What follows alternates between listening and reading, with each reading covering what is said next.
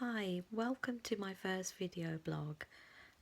This is all very new to me, so please bear with me. I'll try not to mess it up too much. I just wanted to say a little bit about myself and the reason why I decided to blog.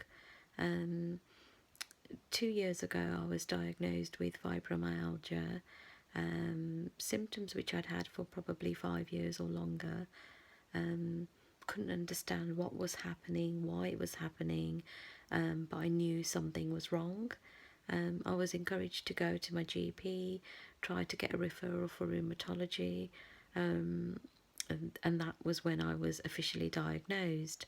There was just so much confusion and despair, really, almost as if it was all in my head.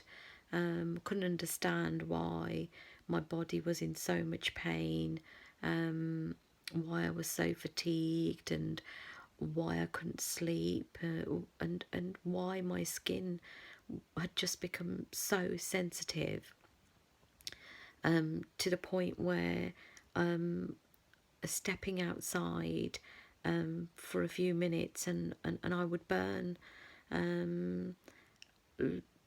My walk changed. I struggled, and it just got worse. So I started on a journey a few months ago where I experimented with food groups and introducing exercise into my plan. I thought I was coping and was going 100 miles an hour at everything I was doing, until it got to the point where I couldn't carry on. I knew I needed help, and that was difficult to accept and acknowledge that.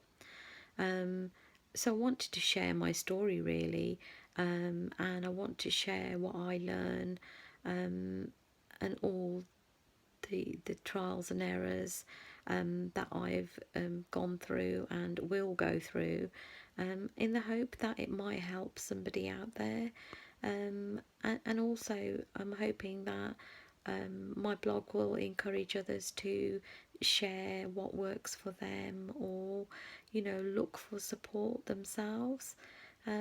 It's not easy living with an invisible illness, and sometimes people don't understand, and they look at you and they think, oh, well, she looks fine, there's nothing wrong with her, but they don't see what you're battling with on a daily basis. They don't see how difficult it is just for you some days to get out of bed because of the physical pain. One of the symptoms I wanted to talk about today was speech, and I noticed probably about 10 months ago, the first time it happened, was my speech became very slurred, and it was really frightening. I couldn't understand why it happened, or what was happening, or what I should do. I had some neurological tests and they all came back fine, and it was a matter of getting on with it and managing it. And I find that when this does happen, I need rest, and I do meditation and relaxation. Some days it can last a few hours, and sometimes it can last days, and it is frightening. It's not frightening just for yourself, but for those around you, because you can't understand or explain why. So I just wondered, really, if there's any of you out there who have not just fibromyalgia, but any autoimmune or neurological or chronic condition that does affect your speech, and how do you manage and how do you cope with this? Do you have any strategies that you can share with us? I'm sure, you know, other people would like to know too. Um, so please share. Again, this is my first time on this video, so um, um, there's lots of ums and ahs, so I do apologise for that.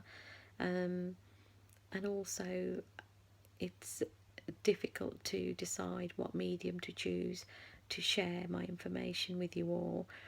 So I'm giving this a try. It needs to sit comfortably with me, and I need to feel confident in what I'm saying and what I'm sharing.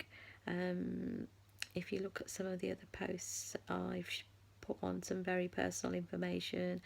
I have bared my soul, in the hope that it will help other people too.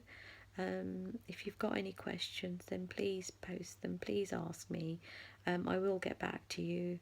I don't have the answers, I'm searching for them. But if we search together, we might find a solution.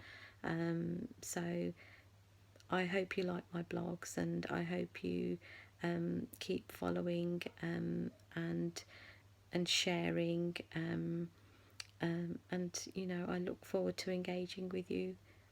Thank you.